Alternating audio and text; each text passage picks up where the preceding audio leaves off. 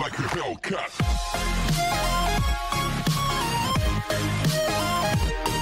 Hi friends, welcome to my channel. இன்னைக்கு நம்ம fruit custard பவுடரே இல்லாம வீட்ல இருக்க பொருட்களை வச்சு ரொம்ப ஈஸியா எப்படி செய்யறதுன்னு பார்க்கலாம் फ्रेंड्स. வாங்க எப்படி செய்யறதுன்னு பார்க்கலாம். அதுக்கு ஒரு மிக்சிங் பவுல் எடுத்து ஃபர்ஸ்ட் கஸ்டர்ட் ரெடி பண்ணிக்கலாம். இதில் 2 டேபிள் ஸ்பூன் அளவு பால் பவுடர் சேர்த்துக்குவோம்.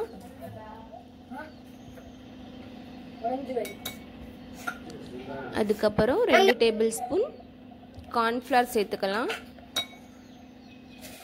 ஹோம்மேட் கஸ்டர்ட் பவுடர் வீடியோ ஏற்கனவே நம்ம அப்லோட் பண்ணியிருக்கோம் ஃப்ரெண்ட்ஸ். பார்க்காதவங்க பார்த்துக்கங்க. லிங்க்கு டிஸ்கிரிப்ஷனில் கொடுக்குறேன் ஃப்ரெண்ட்ஸ்.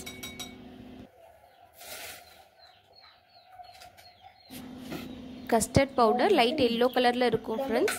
அதுக்காக கொஞ்சமாக ஃபுட் கலர் சேர்த்துருக்கேன். ஃபுட் கலர் சேர்த்தா தான் அந்த கலர் நல்லா எல்லோவாக கிடைக்கும் ஃப்ரெண்ட்ஸ். பார்க்கவும் நல்லா இருக்கும்.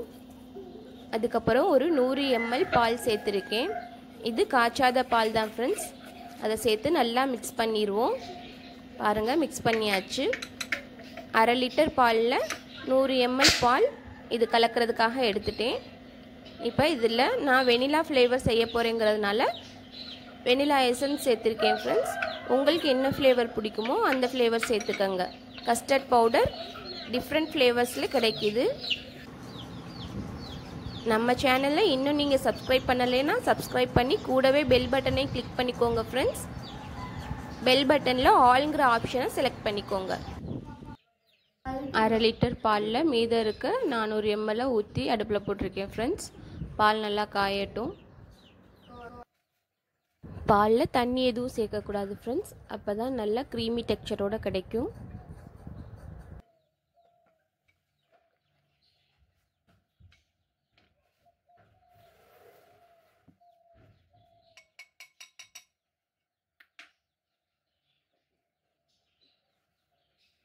பால் நல்லா கொதிச்சிருச்சு. நம்ம மிக்ஸ் பண்ணி வச்சுருக்க கஸ்டர்டை பாலில் சேர்த்து நல்லா மிக்ஸ் பண்ணிடுவோம். ஃப்ளேமை லோ ஃப்ளேமில் வச்சுக்கோங்க ஃப்ரெண்ட்ஸ், இல்லைன்னா கட்டி தட்டிடும்.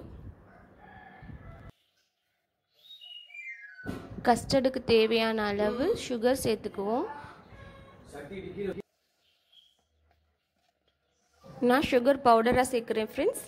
நீங்கள் நார்மல் சுகரை சேர்த்துக்கலாம்.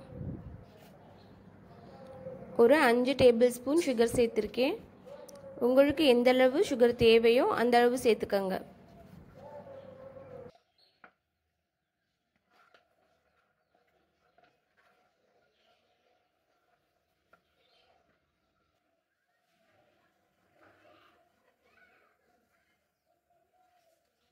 சுகர் சேர்த்து நல்லா மிக்ஸ் பண்ணி அடுப்பை லோ ஃப்ளேமில் வச்சு ஒரு 5 நிமிஷம் கிளறி விட்டுக்கிட்டே இருக்கணும் ஃப்ரெண்ட்ஸ்.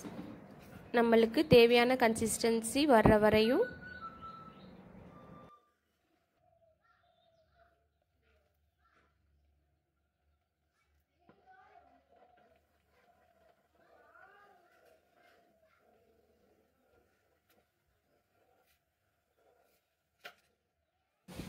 பால் நல்லா திக்காயிருச்சு. இந்தளவு இருந்தால் போதும். அடுப்பு ஆஃப் பண்ணிடலாம். இது ஆறின பிறகு இன்னும் கொஞ்சம் கெட்டியாகும் ஃப்ரெண்ட்ஸ்.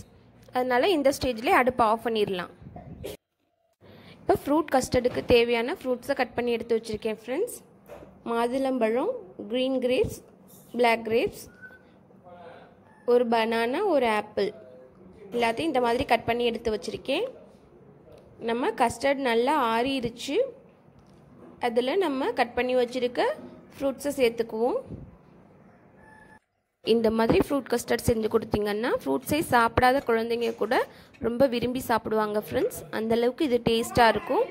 ஐஸ்கிரீம் மாதிரி நல்ல டேஸ்ட்டாக க்ரீமியாக இருக்கும். இந்த சம்மர் டைமில் இந்த மாதிரி செஞ்சு ஃப்ரிட்ஜில் வச்சு 1 மணி நேரம் கழித்து சர்வ் பண்ணிங்கன்னா ரொம்பவே டேஸ்ட்டாக இருக்கும் ஃப்ரெண்ட்ஸ். கண்டிப்பாக ட்ரை பண்ணி பாருங்கள். இதோட ஒரு ஸ்கூப் வெனிலா ஐஸ்கிரீம் இல்லை என்ன ஃப்ளேவர் ஐஸ்கிரீம் இருக்கோ அதை வச்சு சர்வ் பண்ணுங்கள் ஃப்ரெண்ட்ஸ். ரொம்ப டேஸ்ட்டாக இருக்கும். ஃப்ரூட் கஸ்டர்டில் இந்த பழம் தான் சேர்க்கணும்லாம் இல்லை ஃப்ரெண்ட்ஸ். எந்த பழங்கள் வேண்டாலும் சேர்த்துக்கலாம். உங்கள் இஷ்டம்தான். உங்களுக்கு பிடிச்ச பழங்களை நீங்கள் சேர்த்துக்கங்க.